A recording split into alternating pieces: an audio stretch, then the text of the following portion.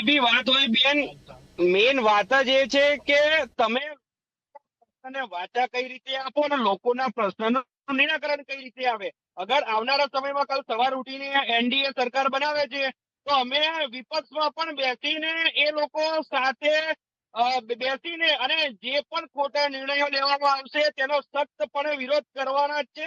અને વિપક્ષમાં બેસીને અમે તો કોંગ્રેસ પાર્ટી 10 વર્ષથી, કોંગ્રેસ પાર્ટી, આ એનસીપી પાર્ટી લઈ લો, આમ આદમી પાર્ટી લઈ લો, એવી કેટલી પાર્ટી 10 વર્ષથી છેલ્લે વિપક્ષમાં બેઠી છે. અમે તો ગુજરાતમાં છેલ્લા 30 વર્ષથી વિપક્ષમાં બેઠા છે. તો આ પણ ગુજરાતનો પ્રશ્ન હોય કે સમગ્ર દેશમાં પ્રશ્ન હોય, રાહુલજી ભારત જોડો યાત્રા કેમ કાઢી? કારણ કે રાહુલજીએ ભારત જોડો યાત્રા કેમ કાઢી? કારણ કે લોકોના પ્રશ્નોનું સમાધાન થાય અને લોકોના જે પણ પ્રશ્નો હોય એનું સમાધાનનું નિરાકરણ આવે.